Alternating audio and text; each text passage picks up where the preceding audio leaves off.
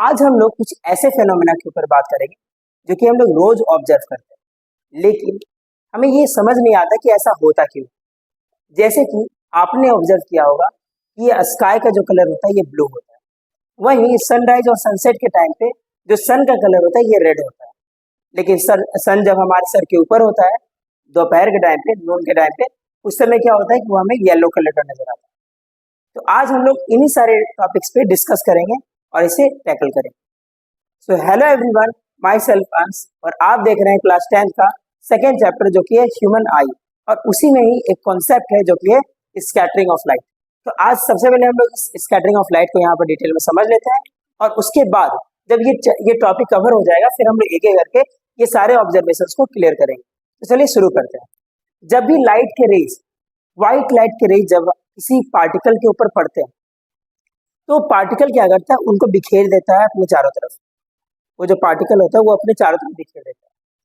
सबसे पहले आपको ये जान लेना है कि पार्टिकल का जो साइज होता है वो किस तरह के सॉल्यूशन में कैसा होता है, मतलब किस तरह के मिक्सर में कैसा होता है। अगर मैं यहाँ पे सॉल्यूशन की बात करूँ, सॉल्यूशन सॉल्यूशन का मतलब ये हो गया कि अगर मैं वाटर में सॉल्ट को या शुगर को अगर ऐड कर देता हूँ तो वो एक तरह का ट्रू सॉल्यूशन बन जाता है।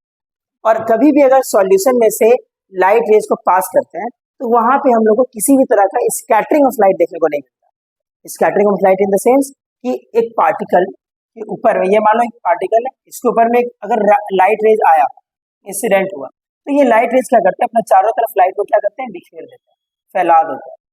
ठीक है, इस फेनोमेना को हमने क्या बोलते हैं, स्कैटरिंग ऑफ लाइट बोलते हैं। इसी को हम लोग स्कैटरिंग ऑफ लाइट बोलते हैं। लेकिन स्कैटरिंग ऑफ लाइट के लिए भी पार्टिकल का कुछ साइज होना चाहिए।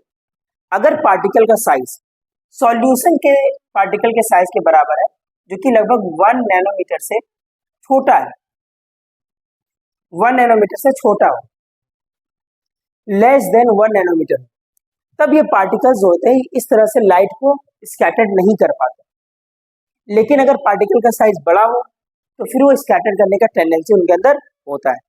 ठीक है, हमारे डस्ट के अंदर है, जैसे कि मान लो कि आप अगर किसी वाटर में मिल्क को ऐड कर देते हैं, वाटर में मिल्क को ऐड करने के बाद जो मिल्क का जो पार्टिकल्स होता है उसका जो साइज होता है वो लगभग अप्रोक्स 60-70 to 80 होगा। ठीक है, इतना ही होगा एवरेज में। तो अगर उसमें से लाइट रेज पास करेंगे तो उसके जो पार्टिकल्स होंगे वो क्या करेंगे, उसको बिखेर देंगे। उस तरह के सॉल्यूशन जो मिल्क होता है, मिल्क और वाटर का जो सॉल्यूशन होता है वो एक तरह का कोलाइडल सॉल्यूशन होता है, कोलाइडल सॉल्यूशन। कोलाइडल सॉल्यूशन का जो पार्टिकल का साइज होता है वो लगभग 1 नैनोमीटर से 1000 नैनोमीटर तक होता है। और वहीं अगर मैं बात करूं सस्पेंशन के पार्टिकल्स, मतलब कि इससे भी अगर बड़े पार्टिकल्स होंगे तो उस तरह के पार्टिकल्स का जो मिक्सर होता है, जो सॉल्यूशन होता है, उसको हम लोग बोलते हैं सस्पेंशन। ये क्या होता है आपका सस्पेंशन। सस्पेंशन के अंदर में जो पार्टिकल का साइज होता है वो लगभग ग्रेटर देन होता है 1000 नैनोमीटर का। इस कारण से इनके पार्टिकल का साइज बहुत ज्यादा बड़ा होता है। अब देखो, इस कंडीशन में हम लोग को स्कैटरिंग और लाइट देखने को नहीं मिलता है, लेकिन इस कंडीशन में हम लोग को देखने को मिलता है और इस कंडीशन में भी देखने को मिलता है। अगर मैं इस साइज के पार्टिकल का बात करूं तो ये जो साइज के पार्टिकल्स होते हैं ये आराम से Tyndall effect, scattering of light दिखा पाते हैं। लेकिन ये जो सस्पेंशन के पार्टिकल्स होते हैं इनके भी पार्टिकल्स जो स्कैटरिंग ऑफ लाइट होता है ये दिखा पाते हैं, लेकिन एक्चुअली में होता ये है कि इनके पार्टिकल का साइज बड़ा होने के कारण से ये कुछ टाइम के बाद ज्यादा डेंसिटी होने के कारण से ये नीचे सेटल डाउन हो जाता है और फिर ये दिखना बंद हो जाता है। इसी कारण से अगर मुझे स्कैटरिंग ऑफ लाइट से देखना है तो मुझे क्या देखें, कौन सा सॉल्यूशन यहाँ पे लेना पड़ेगा, कोलाइडल सॉल्यूशन। ये बात समझ में आ गई। चलिए अब आगे बढ़ते हैं। जब स्कैटरिंग ऑफ लाइट होता है, जैसे कि मान लो कि मैं यहाँ पे कुछ एरिया में, ये आपका कंटेनर है और कंटेनर में मैं यहाँ से क्या कर रहा हूँ, लाइट दे रहा हूँ। ठीक है, ये लाइट सोर्स है जिससे कि लाइट निकलता है, लाइट रेज निकलता है। जब ये लाइट रेज यहाँ से पास करे तो देखो इसके बीच में बहुत सारे पार्टिकल्स हो, बहुत सारे पार्टिकल्स। ठीक है, चारों तरफ पार्टिकल्स। ओके, तो जब ये लाइट रे किसी एक पार्टिकल पे निकले पड़ेगी तो वो पार्टिकल क्या करेगा, इसे चारों तरफ बिखेर देगा, चारों तरफ बिखेर देगा। और इसका जो लाइट होगा वो इसके ऊपर पड़ेगा, दूसरे इसके सामने वाले पार्टिकल के ऊपर, और ये भी क्या करेगा, उन सारे लाइट को इस तरह से बिखेर देगा चारों तरफ, इस तरह से बिखेर देगा। और इसी तरह से करते करते अगले लाइट करते करते हर एक पार्टिकल जो होगा वो इस तरह से लाइट को बिखेरते हुए जाएगा, जिससे कि हम लोग को लाइट का पाथ नजर आएगा। और जब लाइट का पाथ नजर आएगा तो इस फेनोमेना को हम लोग बोलते हैं टिंडल इफेक्ट। इसको क्या बोलते हैं हम लोग? Tyndall effect. ठीक है, तो आई होप आपको स्कैटरिंग ऑफ लाइट यहाँ पर क्लियर हो गया होगा कि कैसे देखने को मिलता है हम लोग स्कैटरिंग ऑफ लाइट। अब कहाँ कहाँ देखने को मिलता है? देखिए, कभी भी अगर आप डार्क रूम में होंगे और अगर थोड़ा छोटे से होल से अगर कोई भी लाइट रेज अंदर आ रही है तो वहां पर आपको लाइट रेज नजर आएंगे, क्योंकि एटमॉस्फेयर में जो डस्ट पार्टिकल्स होते हैं वो लाइट को क्या करेंगे, इस तरह से मतलब स्कैटर्ड करेंगे, जिससे कि लाइट के पाथ आपको नजर आने लगे। और ये तब और ज्यादा नजर आने लगेगा जब वहां पे डस्ट पार्टिकल्स इधर उधर फैले हुए रहे, जब बिखरे हुए रहे, जब धूल ज्यादा उड़ेगा, उस टाइम पे लाइट के पाथ जो होंगे बहुत ही अच्छे से क्लियर नजर आएंगे। दूसरा एग्जाम्पल, अब फॉरेस्ट एरियाज में अगर आप देखते हैं तो वहां पर पेड़ से कुछ लाइट्स अगर अंदर की तरफ आती है तो वहां पर भी हमें स्कैटरिंग ऑफ लाइट नजर आता है, मतलब कि लाइट का पाथ नजर आता है। तो ये भी एक टिंडल इफेक्ट का ही एक एग्जाम्पल है। तो अब आपको यहाँ पर स्कैटरिंग ऑफ लाइट का कॉन्सेप्ट जो है ये क्लियर हो गया होगा। अब हम लोग यहाँ पे बात करेंगे कि बाकी के फेनोमेना जो है, जैसे कि जो आपका स्काई का कलर ब्लू कैसे होता है, सन का कलर रेड कैसे होता है, ठीक है ना, ये सारे फेनोमेना के ऊपर हम लोग बात करते हैं।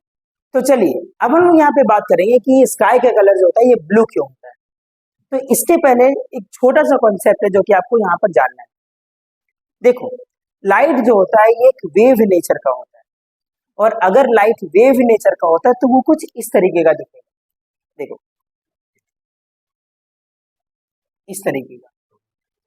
देखो, हर एक वेव का ना कुछ वेवलेंथ होता है, और जितने भी कलर्स होते हैं सभी का वेवलेंथ जो होता है ये अलग अलग रहता है।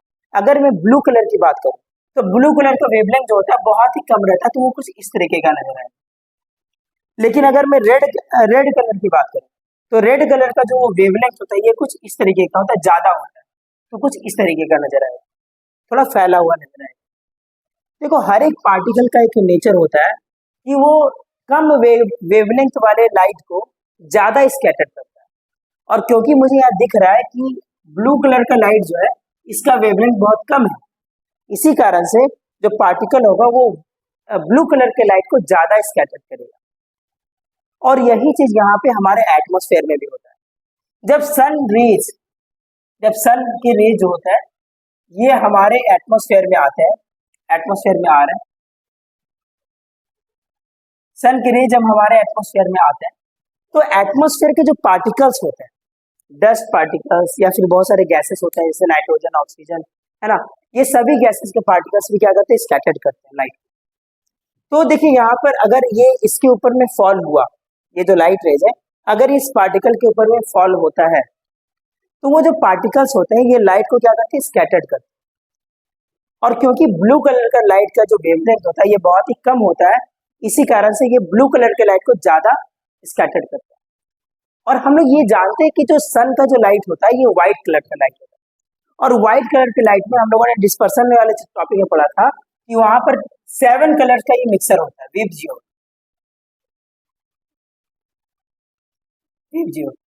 तो आप देखिए कि सबसे कम जो है वेवलेंथ वाला लाइट कौन सा है, वायलेट है।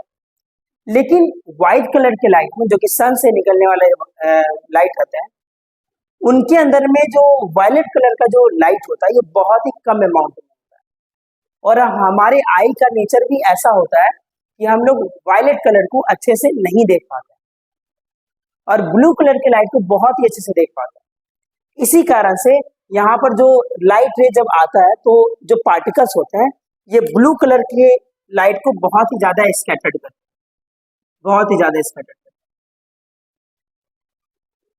और इनकी स्कैटरिंग के कारण से ही हमारा जो स्काई होता है ये पूरा ब्लू कलर का नजर आने लगता है, क्योंकि ब्लू कलर के लाइट बहुत ज्यादा स्कैटर्ड हो रहे हैं। तो आई होप आपको ये जो कॉन्सेप्ट है इसमें कि आपका स्काई जो होता है ये ब्लू कलर का क्यों नजर आता है ये आपको समझ में आ गया होगा।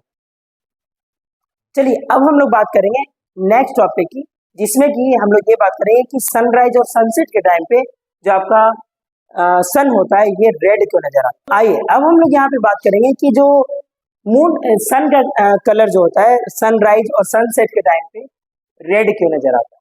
देखो जब सनराइज होता है या तो फिर सनसेट होता है तो उस टाइम पे सन का जो पोजीशन होता है वो हॉरिजन के पास होता है और हॉरिजन से आने वाला जो सन का रेज होता है, जैसे कि मैं यहाँ पे ये मानता हूँ कि ये जो है ये रेज यहाँ से आ रहा है और हमारे आंख तक पहुंच रहा है। यहाँ से जो आने वाला रेज जो कि हमारे आंख तक पहुंच रहा है, वैसे तो यहाँ डिस्पर्सन इस रिफ्रैक्शन भी हो रहा होगा, लेकिन मैं अभी यहाँ पे मान रहा हूँ कि रिफ्रैक्शन होने के बाद हमारे आंख तक पहुंच रहा है। अगर ये हमारे आंख तक पहुंच रहा है तो देखिए आपको यहाँ पे कि ये बहुत ही ज्यादा एटमॉस्फेयर के लेयर को यहाँ पे कवर करता है। देखिए यहाँ से यहाँ तक इसको डिस्टेंस कवर करना पड़ता है, तो इसे बहुत ज्यादा एटमॉस्फेरिक डस्ट जो होता है, एटमॉस्फेरिक पार्टिकल्स जो होता है उससे होकर गुजरना पड़ता है।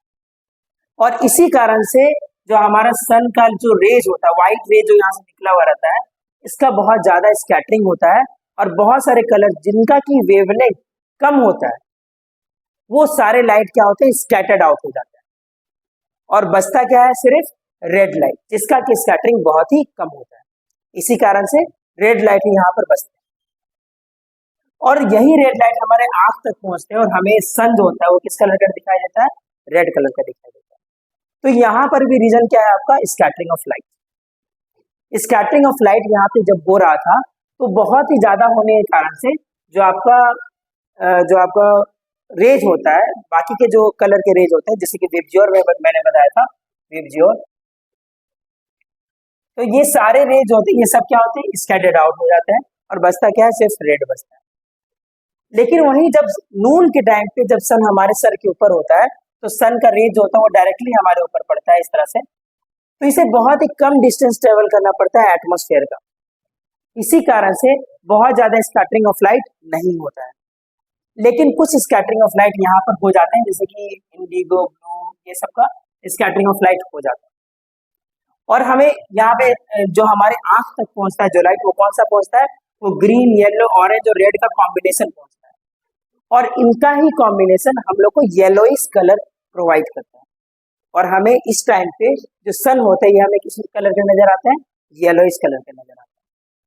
तो आई होप आपको ये छोटा सा कॉन्सेप्ट समझ में आ गया हो।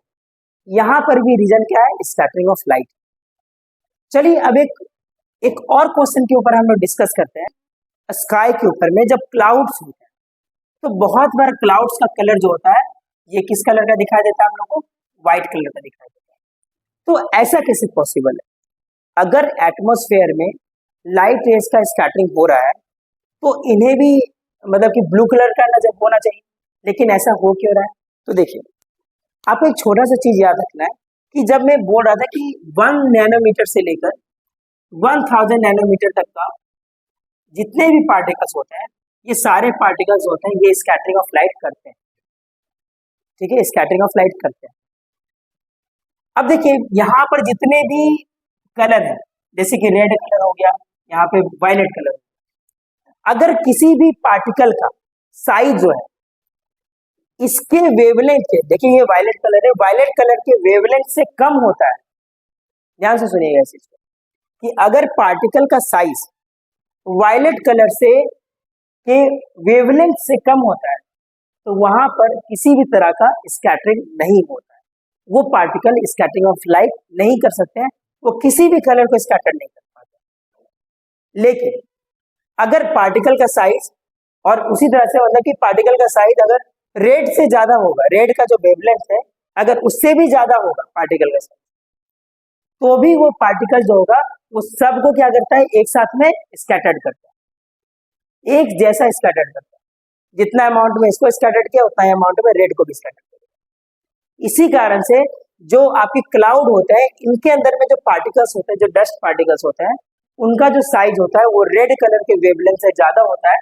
इसी कारण से जब भी लाइट रेज इसके ऊपर पड़ते हैं तो यहाँ के जो पार्टिकल होते हैं ये सब रेज को एक जैसा स्कैटर्ड करते हैं, और एक जैसा स्कैटर्ड करने के बाद कारण से क्या होता है कि वो सारे लाइट हमारे आंख तक पहुंचते हैं और हमें जो क्लाउड होता है ये किस कलर का नजर आता है, ये व्हाइट कलर का नजर आता है।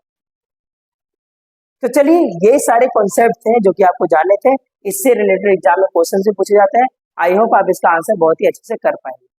तो इस तरह से पूरा चैप्टर जो है ये समाप्त हो गया है। अब हम लोग न्यू चैप्टर की ओर बढ़ेंगे और फिर कुछ न्यू टॉपिक्स को समझेंगे। तो मिलते हैं हम लोग नेक्स्ट वीडियो में, तब तक के लिए थैंक यू।